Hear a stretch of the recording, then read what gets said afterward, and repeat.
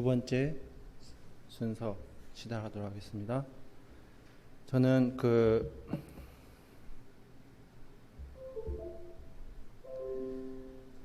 주제를 이사야서 55장 8절에 있는 주제를 가지고 말씀을 나눠보도록 하겠습니다.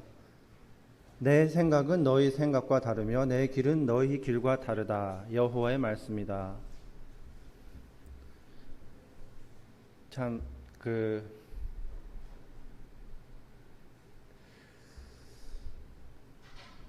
원래 제가 주제로 생각했던 것은요, 축복에 관해서 생각을 했는데요.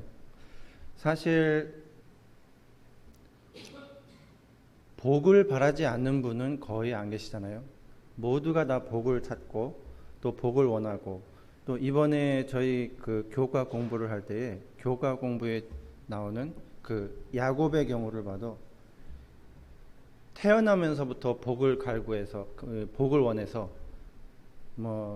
비겁한 방법으로라도 그 복을 쟁취하려고 자신의 모든 노력을 다 기울인 것이 바로 야곱이었잖아요. 그래서 자신의 모든 수단과 방법을 가리지 않고 복을 얻기 위해서 노력을 했고, 하지만 그 결과가 자신의 뜻하고 다른 방향으로 가긴 했지만 누구나 다 그 축복을 향한 마음은 다 똑같다고 생각합니다. 그리고 그 축복에 관한 생각도 모두가 다 다르고요. 또 기준이 다른데, 성경에는 축복이 어떻게 나왔나 그거에 대해서 여러 가지 말씀들을 한번 찾아봤습니다. 그래서 성경 안에 있는 축복 중에 제가 특별히 오늘 말씀드리고자 하는 축복의 말씀은 신명기에 나오는 모두 다 아시는 말씀인데요. 신명기에 나오는 여호수아가 이스라엘 백성들에게 하는 말인데요. 신명기 30장 11절로부터 한번 보도록 하겠습니다. 내가 오늘 여러분에게 주는 이 명령은 여러분에게 아주 어려운 것도 아니고 너무 멀리 있는 것도 아닙니다. 이것은 하늘에 있는 것이 아니므로 누가 하늘에 올라가서 저 명령을 받아올 수 있을까? 그래야 우리가 듣고 지킬 수 있을 텐데 라고 말할 수가 없습니다. 또 바다 저편에 있는 것도 아니기 때문에 누가 바다 저편으로 가서 저 명령을 받아올 수 있을까? 그래야 우리가 듣고 지킬 수 있을 텐데 라고 말할 수 없습니다. 그렇습니다. 그 말씀은 아주 가까운 곳에 있습니다. 그것은 여러분의 입과 여러분의 마음 속에 있습니다. 그러므로 그 말씀을 잘 지키시고, 보십시오. 내가 오늘 여러분에게 생명과 복, 죽음과 멸망의 길을 내놓았습니다. 여러분의 하나님 여호와를 사랑하십시오. 여호와께서 원하시는 대로 사십시오. 여호와의 명령과 규례와 율법을 지키십시오. 그러면 여러분은 살고 번성할 것이요, 그리고 여러분이 들어가 차지할 땅에서 복을 내려주실 것입니다.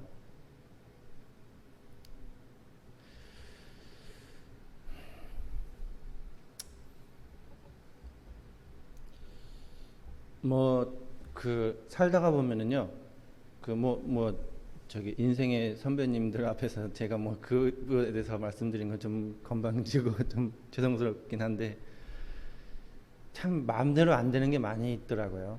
살아가는 게 내가 계획한 것이 뜻대로 되지가 않고, 또 계획은 꼭 필요한 계획이라고 생각해서 하지만 결과적으로 보면은 그게 엇나가고 쉽지가 않은 이 걸음인데요, 이 살아가는 게. 근데 축복에 관해서 생각을 하다 보면은 성경에 나오는 축복을 보면은 여호수아에는 축복을 대해서 하나님의 율법을 지키며 축복을 받는다 하고 나와 있죠. 그리고 성경의 또 다른 축복에 대해서 보면은 하나님께서 이스라엘 백성들을 매 순간순간마다 기적적으로다가 매 발걸음을 인도해 주셨습니다. 그리고 가장 필요한 먹는 것을 공급을 해주셨는데요. 그 먹는 것을 만나를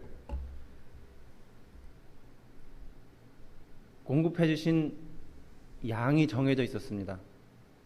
꼭 필요한 양만, 그날 먹을 양만 정해져서 공급이 됐고, 욕심을 부려서 비축을 해둔 사람의 만나는 상에서 못 쓰게 되었죠. 근데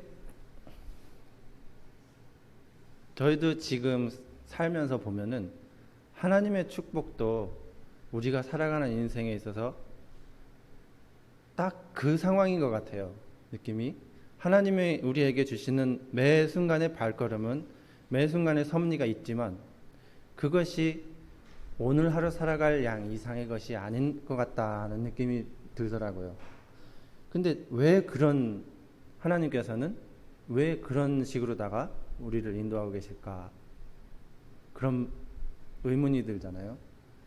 좀 여유롭게, 좀 아주 부자는 아니더라도 쉬어가면서 여유롭게 좀 놀러도 다니고 그렇게 살면 안 될까 하는 생각도 들고,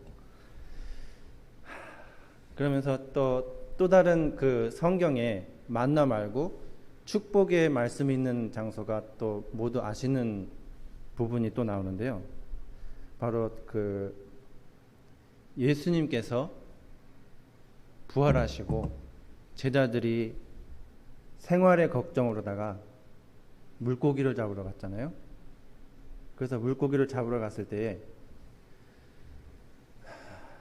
제자들이 사실 예수님의 제자가 되기 전에 어부들이었잖아요. 그리고 어부 중에서도 평생을 어부를 하였고, 뭐 어떤 기술 가지고 있는지는 성경에 나오지가 않았지만 아마도 어떤 어부한테도 자기는 물고기 잡는 기술 하나는 자신 있다 할 만한 그런 어부였을 거라는 생각이 듭니다. 그 어부들이 한 명도 아니고 여러 명이 같이 합심을 해서 배를 빌려서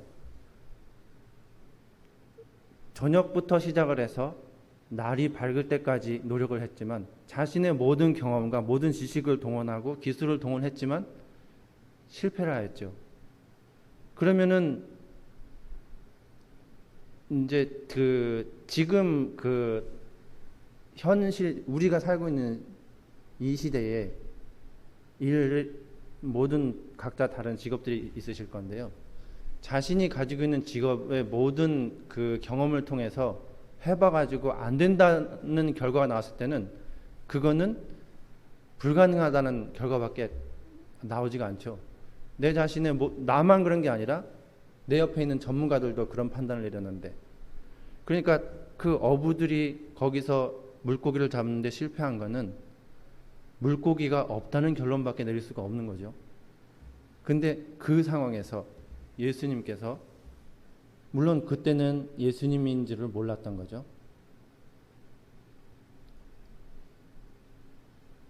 예수님이 그곳에 계셨습니다. 아침까지 그곳에 계셨는데, 제가 그 말씀은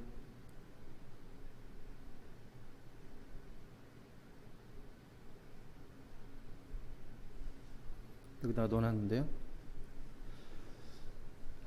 물론 그 고기를 잡고 그 후의 일은 모두가 아시는 이야기이기 때문에 그 부분은 건너뛰도록 하겠습니다. 물고기가 많이 찢어질 정도로 많이 잡혔죠.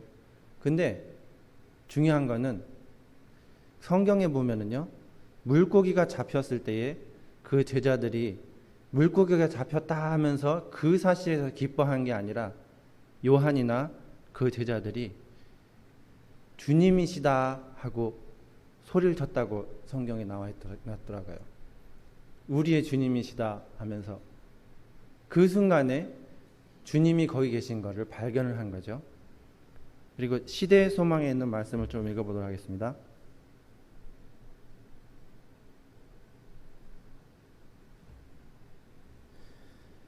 저희는 비록 더 이상 그분과 개인적인 교제를 할 수 없게 되고 그들이 전에 가졌던 직업으로 생계를 유지하는 방법을 잃는다 할지라도 부활하신 구주께서는 역시 그들을 돌보실 것이다. 저희가 그리스도의 사업을 행하는 동안 예수께서는 그들에게 필요한 것을 공급해 주실 것이다. 그리고 예수께서 그들에게 배 오른편에 그물을 던지라고 명하신 데는 한 가지 목적이 있었다. 그 편 해변에 당신이 서 계셨다. 그것은 믿음의 편이었다. 만일 그들이 그분과 연결되어 힘써 일한다면, 즉 그분의 거룩한 능력에 저희 인간의 노력을 결합시킨다면 그들은 결코 실패하지 않고 성공할 수 있을 것이다. 그러니까 그 순간에 축복은 물고기가 아니었던 거죠. 물고기가 많이 찢어질 만큼 잡혔다는 그 사실이 축복이었던 것이 아니라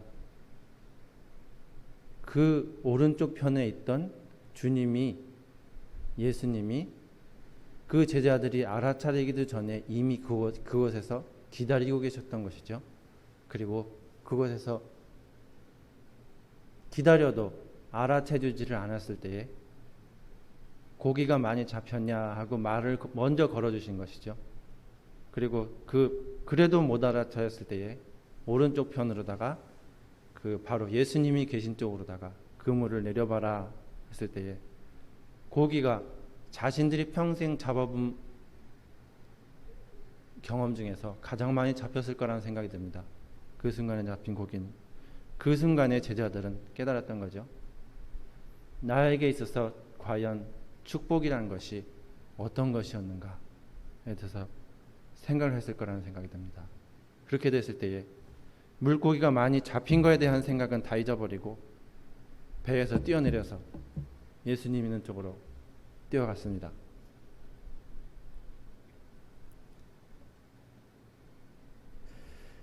신명기의 나머지 부분 한번 읽어보도록 하겠습니다. 30장 19절인데요. 오늘 내가 하늘과 땅을 증거자로 삼고 여러분 앞에 생명과 죽음, 복과 저주를 내놓았으니 이제 생명의 길을 고르십시오. 그러면 여러분과 여러분의 자손이 살 것입니다.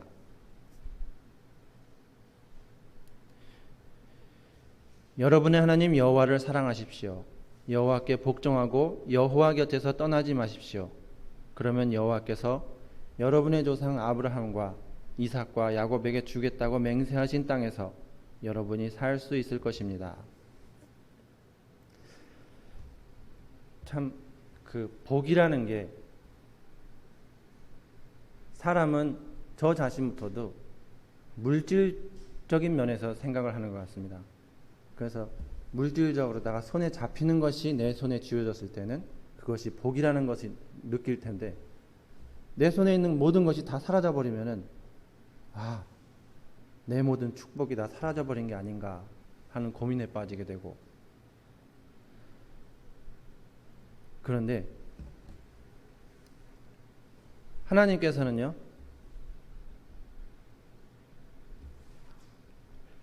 사람의 일하는 방법하고 다른 방법으로 역사하시는 것 같습니다.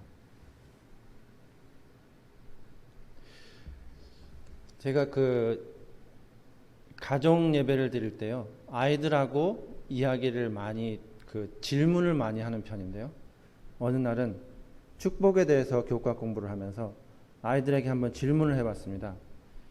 축복이 무엇이라고 생각하냐 하고 이야기를 했더니 위에 두 명의 아이는 이제 초등학생이라서 그런지 정답을 말하려고 많이 생각을 하더라고요. 정답을 말하려고 성경을 많이 읽는 게 축복인가? 예배를 드리는 건가? 아니면 기도를 하는 건가? 많은 이야기를 하면서도 본인들이 확신이 없어요. 근데 막내가 가만히 언니 오빠가 이야기하는 걸 듣더니 난 알 것 같은데 그러더라고요. 그래서 그래? 그러면 뭐라고 생각해? 그랬더니 축복은 바로 행복한 마음이 축복이야 그러더라고요. 그래서 그러면 행복한 마음은 어떻게 해야 생기지? 그랬더니 언니 오빠들은 또 고민에 빠졌어요. 행복한 마음이 어떤 마음인지, 남자아이 같은 경우는 재밌는 놀이를 하는 건가, 여러 가지 말들을 많이 하는데 결론을 못 내려요. 근데 또 우리 집 막내가 자기가 당연히 알 것 같다는 표정으로다가 난 그것도 안다고 그러더라고요. 그래서 그러면 행복한 마음이 생기려면 어떻게 해야 돼? 그랬더니 그거는 사랑하면 되는 거야 그러더라고요. 사랑하는 마음이 있으면은 행복한 마음이 생기고 그러면 축복을 받는 거라 그러더라고요. 근데 참 그 이야기를 듣는데 성경의 그 고린도전서 13장 11절 말씀 한번 읽어보겠습니다. 우리가 어렸을 적에는 말하는 것이나 생각하는 것이나 판단하는 것이나 모두 다 어렸지만 어른이 되어서는 어렸을 적 말이나 생각이나 판단을 모두 다 내버렸습니다. 이 성경 말씀이 떠오르더라고요. 어떻게 보면 당연하다고 생각되는 말인데 어른이 되고 나서부터는 많은 것을 물질적인 면에서 생각을 하게 되더라고요.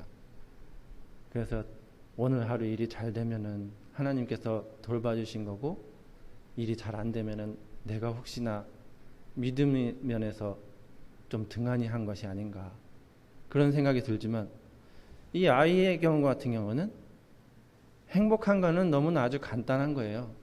사랑하는 마음이 마음에 있다면은 그 순간 행복한 것이고, 그러면은 그게 바로 축복받는 게 아니냐 하고 이야기를 하고 있습니다.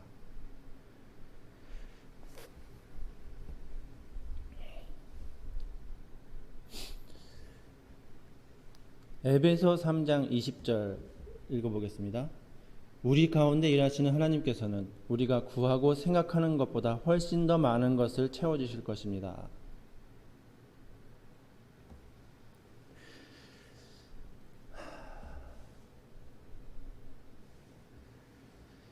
성경에도 많은 부분에 하나님의 사랑에 대해서 이야기가 나와 있죠.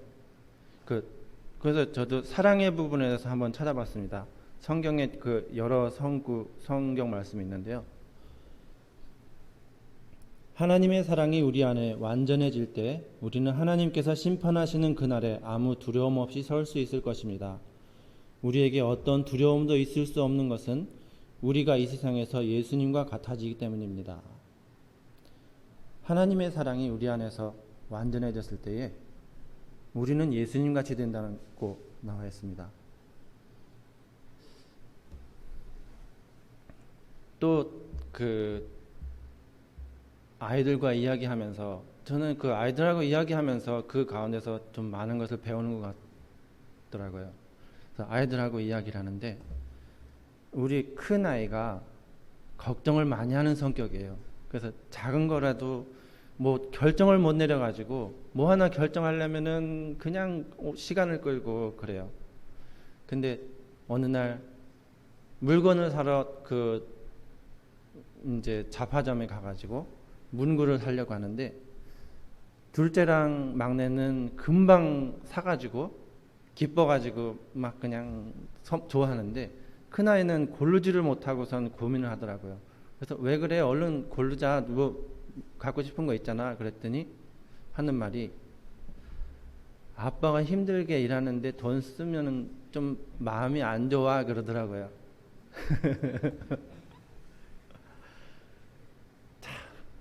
그 아이는 생각을 해서 하는 말이지만 아빠 입장에서는 그 말이 그렇게 참 기분이 좀 무거워지더라고요. 그 이야기를 듣는데, 아니야, 아빠는 그 정도로다가 돈 못 벌지 않아. 아이가 그거를 보면서 부모가 지고 있는 짐을 본인도 지려고 하는 아이의 모습을 봤을 때에 부모된 입장으로서 마음이 무거워지더라고요. 근데 그 순간에 참 생각이 드는 게, 우리가 스스로를 구원하기 위해서 우리의 죄의 짐을 우리가 지려고 하는 건 아닌가 하는 생각을 해봤습니다. 하나님께서는, 예수님께서 성경에서 말씀하셨죠. 수고하고 무거운 짐진 자들아 다 내게로 오라, 내가 너희를 쉬게 하리라 하고 말씀하셨잖아요. 죄의 짐은 우리가 감당할 수 있는 것이 아닙니다.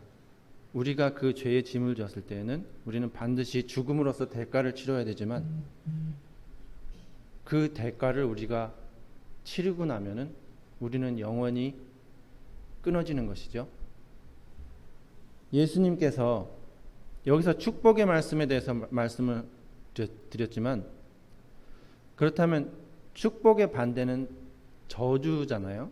그렇다면 성경에 나오는 가장 큰 저주의 장면이 어떤 장면일까요? 성경에서 나오는 저주의 장면 중에서 제가 생각했을 때 가장 큰 저주의 장면은 예수님께서 십자가에서 하시는 아버지여 왜 나를 버리시나이까 하고 말씀하시는 그 장면이 성경에 나오는 가장 큰 저주의 장면이 아닌가 하는 생각이 듭니다. 왜냐하면은 사람들은 죄가 얼마나 무서운지 또 죄의 결과가 어떤 건지 알지를 못합니다. 그래서 내 자신이 그 죄를 예수님 대신에 어느 정도 들 수 있지 않을까 하는 생각이 드는 것 같아요. 그래서 예수님 앞에 내 죄의 짐을 다 내려놓지를 못하고 내가 어느 정도 노력해서 이 죄의 짐을 좀 덜어낼 수 있지 않을까. 근데 그 죄의 짐은 우리가 질 수 있을 만한 짐이 아닌 것 같습니다. 만약에 그게 질 수 있었다면은 아담과 하와가 처음에 죄를 지었을 때에 하나님께서 구원의 계획을 세우실 필요가 없었겠죠. 오히려 그 죄의 짐을 질 수 있는 방법을 알려주셨겠죠. 그렇지만 죄의 짐을 우리가 감당할 수 있을 만한 수준이 아닙니다. 그렇기 때문에 예수님께서는 너희들의 모든 짐을 다 내게로 가지고 와라. 가지고 왔을 때에 너희들의 짐은 즉시로 가벼워질 것이다 하는 것을 우리에게 말씀하고 계십니다. 바로 그것을 아는 것이야말로 축복이 아닐까요? 축복이라는 것이 마음이 행복해지고 또 사랑하는 마음이 생기는 것이 축복이라면은 우리를 사랑하고 계시는 분이 누구라는 것을 알고 또 내 자신이 너무나 커다란 저주 가운데 있다는 사실을 안다면은 그 짐을 계속 지고 싶지는 않겠죠.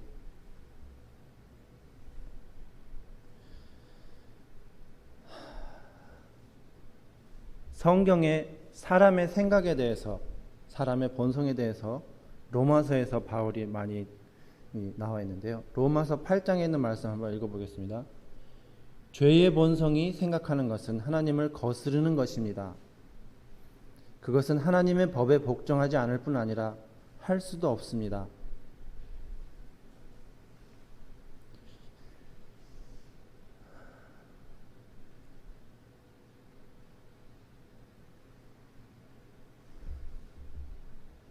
예수님을 죽은 사람들 가운데서 다시 살리신 분의 영이 여러분 안에 살아계시면 여러분 안에 계신 그분의 영으로서 여러분의 죽을 몸도 살리실 것입니다. 이처럼 성령께서는 우리의 약함을 도와주십니다. 우리는 무엇을 기도해야 하는지도 모르지만 성령님께서는 말로 다 표현할 수 없는 간절함으로 우리를 위해 중보기도를 하십니다. 사람의 마음을 꿰뚫어 보시는 하나님께서는 성령의 생각이 무엇인지를 아십니다. 그것은 성령께서 하나님의 뜻에 따라 성도들을 위해 중보기도를 하시기 때문입니다.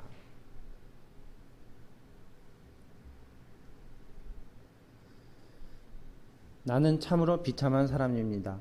누가 나를 이 사망의 몸에서 구원해내겠습니까? 우리 주 예수 그리스도로 인하여 하나님께 감사합니다. 그러므로 나는 마음으로는 하나님의 법에 복종하는 반면 죄악된 본성으로는 죄의 법에 복종하고 있습니다. 죄의 본성을 따라 사는 사람들은 죄의 본성이 바라는 일을 생각하지만 성령을 따라 사는 사람들은 성령이 바라시는 일을 생각합니다. 죄의 본성의 지배를 받는 사람의 생각은 죽음이지만 성령의 지배를 받는 사람의 생각은 생명과 평강입니다. 처음에 시작할 때 읽어드린 여호수아에 나온 축복의 장면에 보면은요, 여러분 앞에 생명과 죽음, 복과 저주를 내놓았으니 라고 써 있습니다. 즉 복과 생명이고 저주는 죽음이라는 것이죠. 근데 바울도 이 부분에 대해서 이야기하고 있습니다. 우리의 본성은 죽음을 따라가고 있다고 말하고 있습니다. 그러니까 우리는 축복이 무엇인지조차도 알지를 못하는 거죠. 하나님께서 우리에게 축복의 길에 대해서 축복을 부어주신다고 많이 표현하는데요. 여기 여호수아에 나온 그 말씀을 보면은 축복을 하나님께서 물론 그 부분에 대해서는 여러 가지 뜻이 있겠지만 제가 생각한 거는 지금까지의 그 사람의 생각은 축복을 어떠한 상의 의미로 개념으로 받아들인 게 아닌가 하는 생각을 했습니다. 그래서 우리가 어떤 노력을 열심히 해가지고 어느 정도 수준에 도달하면은 하나님께서는 분명히 축복을 주실 거야 하는 그런 생각을 했는데요. 여호수아는 그렇게 말하지 않았습니다. 여호수아는 여러분 앞에 생명과 복과 또 저주와 죽음이 앞에 놓여져 있습니다 하고 이야기를 한 후에 그렇지만 생명의 길을 선택하십시오. 그러니까 축복은 우리에게 상으로다가 주어지는 게 아니라 이미 우리 앞에 놓여져 있는 거죠.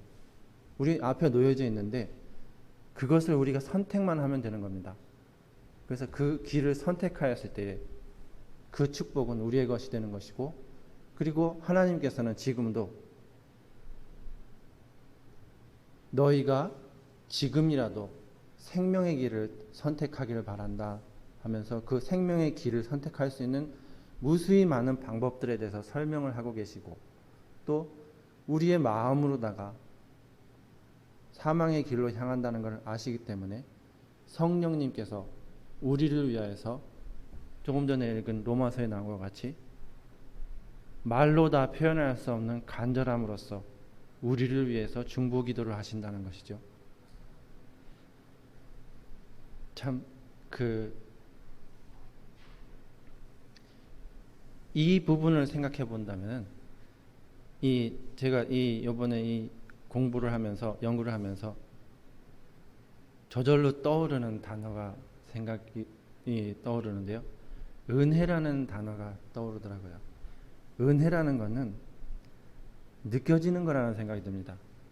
그러니까 내가 받은 게 은혜야 이렇게 이 말로다가 표현해서 하는 게 아니라 내가 이미 받고 나에게 이미 주어져 있고 지금도 받고 있는 그 사실을, 지금도 받고 있었다는 사실을 깨달은 그 순간에 나에게 이렇게 커다란 은혜가 베풀어졌다니 라는 것이 느껴지는 것이죠.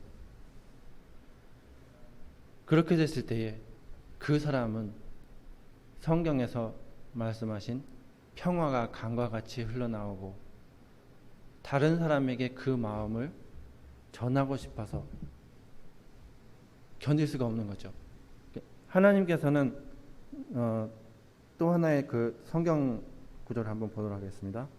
모두 아시는 많이 아시는 성경인데요. 제가 개인적으로 많이 좋아하는 성경인데요. 스바냐 3장 17절입니다.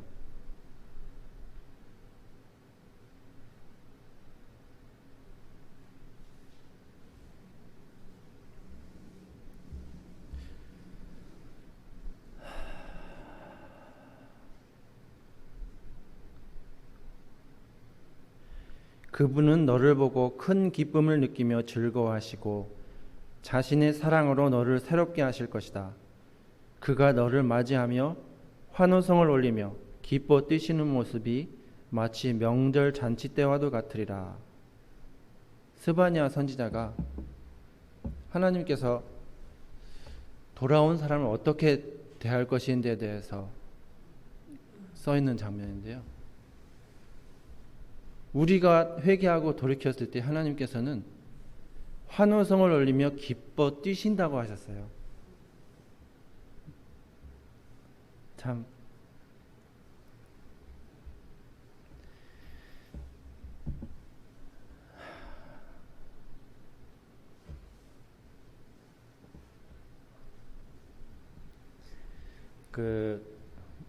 좀 전에 말씀드린 그 십자가에 관해서 시대의 소망에 대해서 한 번 더 한번 찾아보겠습니다. 시대의 소망 176페이지의 말씀인데요. 십자가에서 비치는 빛은 하나님의 사랑을 드러낸다. 그의 사랑은 우리를 그에게로 이끌어준다. 만일 우리가 이 이끄심을 저항하지 않는다면 구주를 십자가에 못 박게 한 죄를 회개하는 가운데 십자가 밑으로 인도함을 받을 것이다. 그때에 믿음으로 말미암아 하나님의 영이 사람의 심령에 새 생명을 지어준다. 사상과 욕망은 그리스도의 뜻에 순종하게 된다. 심령은 우리들 속에 역사하시어 모든 것을 자기에게 복종하게 하시는 그분의 형상으로 새로 지음을 받는다. 그때에 하나님의 율법이 심령에 쓰여지게 되며 우리는 그리스도와 더불어 나의 하나님이여 내가 주의 뜻 행하기를 즐기나이다 고 말할 수 있게 된다.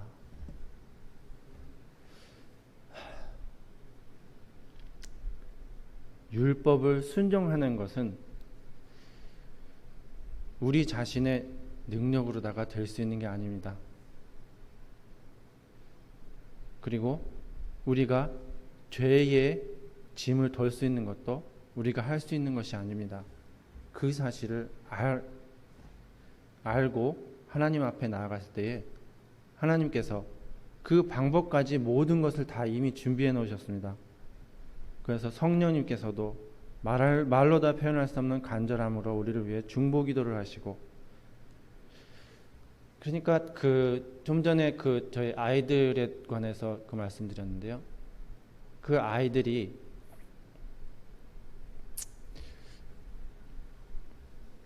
또 하나의 예를 설명드리겠습니다. 제가 우리 아들이 하나가 있는데요. 그 아들이 샌드위치를 너무너무 좋아합니다. 그래서 어떤 서브웨이라고 거기서 파는 베지 샌드위치라고가 있는데요. 거기서 아보가도를 추가해서 사다 주면 그걸 너무 좋아해요. 근데 사실 좀 비싸긴 비싸요. 그래서 자주 사줄 수가 없는데, 일이 좀 피곤하고 그래도 이제 그거를 사서 들고 가서 아이가 좋아할 거를 생각하면은 그래도 그거를 사가지고 들어갑니다. 그래서 사가지고 들어가면은 이 포장부터 달아요. 그게 서브웨이라고 써 있어가지고 문을 열고선 봤는데 그 봉투가 들려 있으면은 벌써 표정부터 달라져요. 그리고 그거를 먹으면서도 뭐 아빠가 뭘 했는지 뭐 관심도 없어요. 그거를 먹는 그 순간이 너무너무나 행복합니다. 그리고 맛있어? 그러면 그리고 뭐 하루에 무슨 일이 있었는지 그건 상관없고 너무너무나 맛있고 행복하고 너무 얼굴이 표정이 밝아져요. 자, 그거를 보면서 하나님께서 우리에게 선물을 주셨어요. 우리가 영원한 죽음에서 다시 살아나서 영원한 생명을 얻을 수 있는 선물. 그러니까 선물이라는 거는 대가가 있는 게 아니죠. 그리고 내가 기쁘게 하는 게 아니라, 물론 나도 기쁘겠지만 받는 사람을 행복하게 하기 위한 것이잖아요. 그러니까 하나님의 선물은 받는 사람을 행복하게 할 뿐만 아니라 받는 사람을 살게 하기 위한 선물인 것이죠. 그 선물을 받았을 때에 우리가 하나님, 저는 이 선물을 받는데 어떤 노력이 필요할까요? 하면서 마음의 준비가 아직 덜 됐습니다. 조금만 있다 주시고 내가 준비가 된다며 주십시오 하고 거절한다면 하나님께서 기뻐하실까요? 그 선물을. 그러니까 좀 전에 말씀드린 우리 아들에 대해서 이야기하는데요. 그 아이는 거절하는 법을 몰라요. 줄 때마다. 갖다가 주면은 그냥 바로 받고 그냥 뭐 고맙다는 말도 하기 전에 포장부터 뜯어요. 그러면서 너무너무나 기뻐합니다. 근데 그거를 저는 알고 있어요. 살 때부터.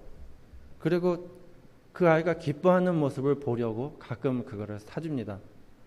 그러니까 우리가 하나님 앞에서 하나님의 구원의 선물을 받을 때에 우리는 우리 자신의 죄된 짐을 모두 내려놓고 하나님 앞에서 그 아이와 같이 너무너무나 행복하게 우리의 구원의 선물이 이렇게 커다란 은혜였다는 사실을 깨닫고 행복하면 되는 게 아닌가 하는 생각이 들었습니다. 그리고 그 안에서 우리 자신이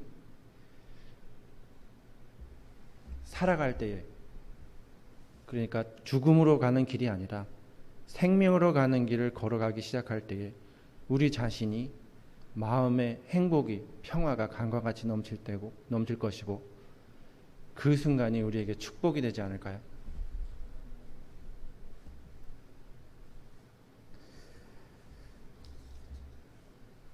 시대의 소망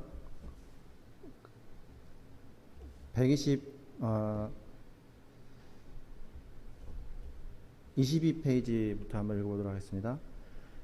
세상은 하나님에 대한 오해로 말미암아 어두워졌다. 음울한 그늘이 밝아지고 세상이 하나님께로 돌아가도록 하기 위해서는 사단의 기만적 세력이 깨어져야 했다. 이것은 힘으로는 할 수 없었다. 폭력을 사용하는 것은 하나님의 정보의 원칙과는 배치된다. 하나님은 사랑의 봉사만을 원하시는데 사랑은 명령으로 강요될 수 없는 것이다. 그것은 힘이나 권위로 얻을 수 없다.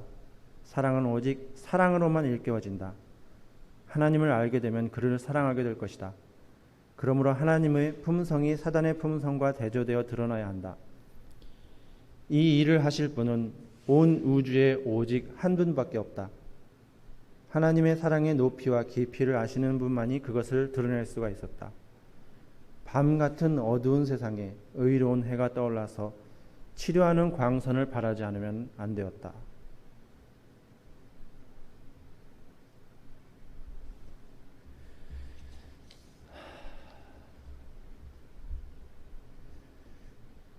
하나님이 우리를 위한 사랑이 어떠한 사랑인지, 그러니까 그 믿음이라는 거에 대해서 한번 말씀드려보자면요. 그 믿음이라는 것도 저희 아이들과 한번 이야기를 해봤는데요. 믿음이 뭐냐에 대해서 단어로다가 정의하려면은 좀 난감해져요. 믿음이 과연 뭐냐? 그걸 설명하기도 어른들도 참 힘들어 하더라고요. 그럼 믿음이 뭐냐? 그냥 무턱대고 믿는 거냐? 근데 어떤 면에 있어서는 오히려 단순하게 생각해 보면 되지 않을까. 그 아이들한테 제가 그 아이들이 질문을 받을 때 그 믿음에 대해서 이렇게 설명을 했습니다. 아빠가 무언가를 줬을 때는 아이들은 아무 의심 없이 그거를 받아요. 그리고 기뻐하고, 그리고 어디를 가자, 모르는 곳을 가자고 했을 때도 아이들은 전혀 의심 없이 아빠를 따라와요. 그렇지만 전혀 본 적도 없는 어떤 아저씨가 와가지고 내가 오늘 재밌는 데 데려갈게 하면은 그 아이는 일단 의심부터 하죠. 누구세요? 하고. 그러니까 믿음이라는 거는 일단은 지식이 동반돼야 한다고 생각합니다. 그 상대방에 대한 지식, 그러니까 저 사람은 어떤 사람이다라는 정보가 하나도 없는 상태에서는 따라갈 수가 없죠. 그러니까 하나님을 믿는 믿음도 마찬가지라는 생각이 듭니다. 우리가 하나님에 대해서 알고자 하지 않고 그냥 믿으려고만 노력한다면은 하나님을 믿기가 힘들어지겠죠. 과연 하나님의 사랑이 무엇인지, 또 하나님이 나를 위해서 어떤 축복을 준비하셨는지, 은혜라고 하는데 과연 뭐가 은혜인지 그거에 대한 지식이 없다면은 노력으로 되는 게 믿음이 아니라고 생각합니다. 하나님이 우리에게 베풀어 주신 사랑이 얼마나 커다란 사랑이고, 또 내가 얼마나 커다란 죄의 짐을, 또 죄의 굴레를 가지고 내가 걷고 있는 이 길이 사망으로 가는 길이라는 사실을 깨달았을 때에는 죽고 싶은 사람은 없잖아요, 이 세상에. 내가 살 수 있는 방법이 있는데 그 길을 거절하려고 하는 사람이 있을까요? 과연 세상에? 그러니까 내가 갖는 이 길이 잘못된 길이라는 사실을 깨달았을 때에 모든 사람들은 하나님을 믿는 믿음이 당연하게 여겨질 거라는 생각이 듭니다.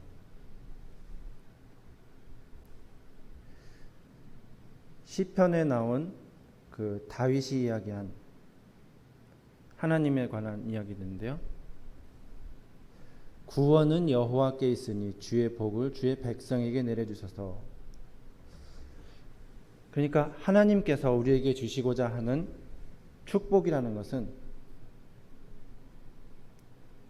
생명이라는 거죠. 그리고 또 처음에 말씀드린 만나의 이야기에서와 같이 또 물고기에서의 이야기에서와 같이 이스라엘 백성들에게 만나가 주어진 것 그 사실이 축복이 아니라 만나를 주실 수 있는 하나님께서 동행하고 계시다는 사실이 축복인 것인 거죠. 그리고 만나뿐만 아니라 하나님께서는 만나에다 집중하기를 원하시지 않으신 거죠. 그래서 만나를 하루 일용할 양식을 주시고 그 다음에 일용할 양식에 대해서는 걱정을 하지 말아라. 왜냐하면은 하나님께서 같이 계시기 때문인데 그 사실을 알아주기를 원하셨던 것이죠. 우리에게도 지금 우리에게 일용할 우리에게 필요한 하루 분량의 만나가 주어지는 것도 마찬가지라고 생각이 듭니다. 우리가 오늘 하루에 우리에게 필요한 양의 만나가 주어지는 그 하나님이 나와 함께 계시고 또 우리가 그 손을 놓지 않는다면 영원히 우리를 위하여서 함께 하신다는 약속을 하신 그 하나님이 우리와 함께라는 사실을 우리가 안다면은 그 사실만큼 커다란 축복을 또 어디 있을까요?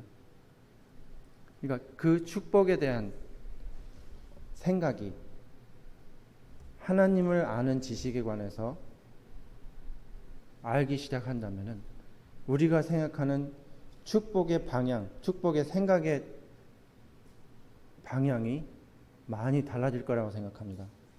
지금까지 봐왔던 물질에 대한 것이 볼 수 있는 게 아니라 어떠한 대상이냐, 우리가 누구를 사랑하고 있느냐에 관한 것이 우리의 축복의 주제가 될 것이라고 생각합니다.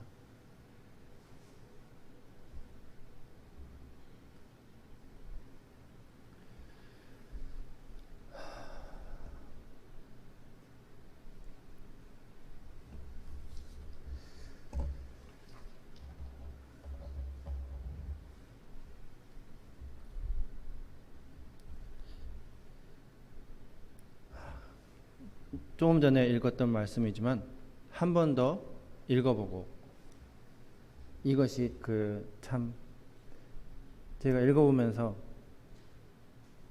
심판에 관해서 마지막 하나님께서 우리에게 주시는 심판에 대해서 이렇게 생각을 했어요.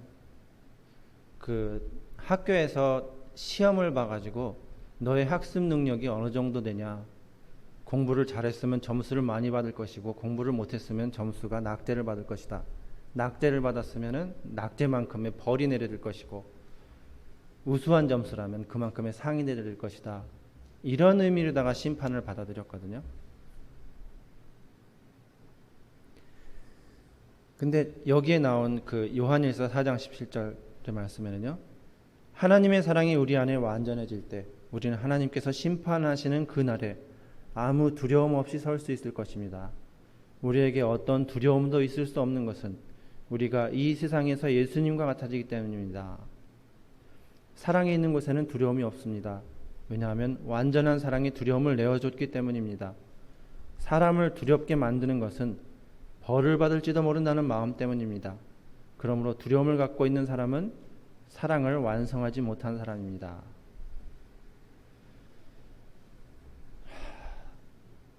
사랑하고 벌하고 무슨 관계가 있을까요?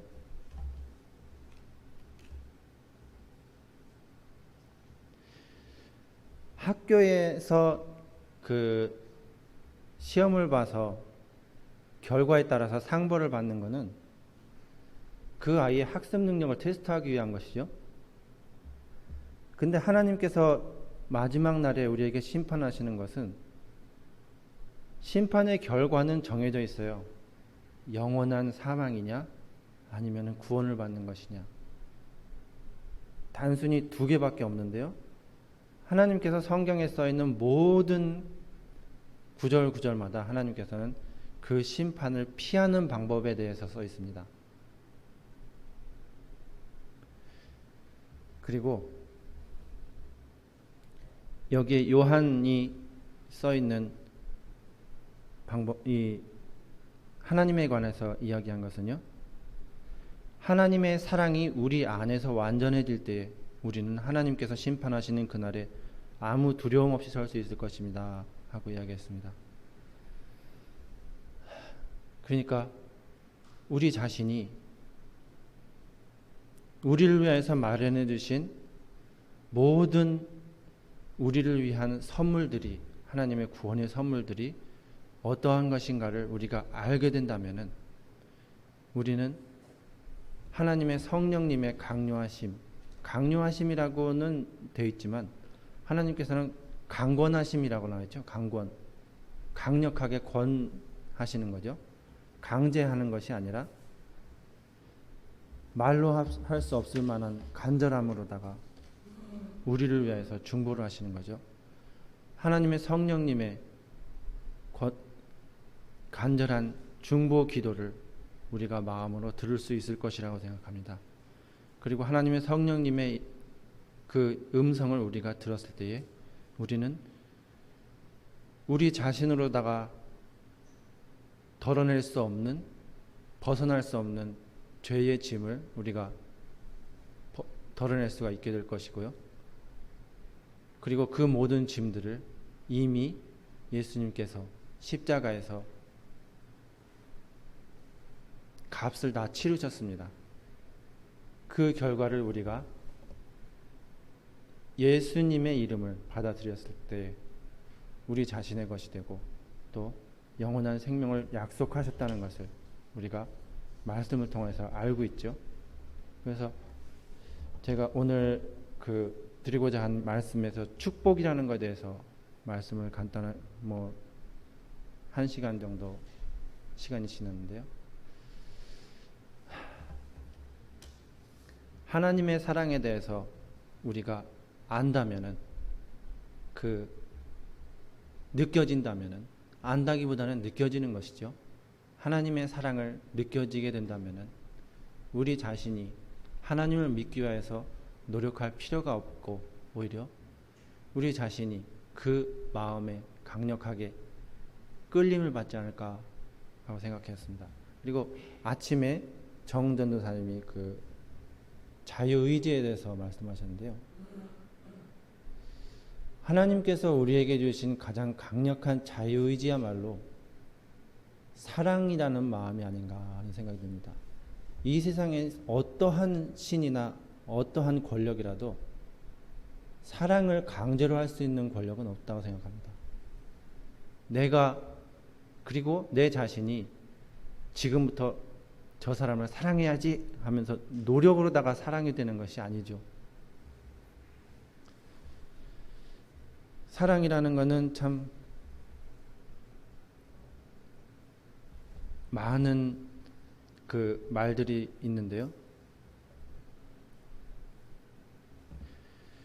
성경에 나오는 하나님의 사랑에 대해서 우리가 알고 그것을 깨닫는다면 하나님을 믿는, 하나님의 짐을 짓는 그 길이 우리에게 더 이상 힘든 길이 되지 않을 것이라는 확신을 가지고 오늘 말씀을 줄이도록 하겠습니다.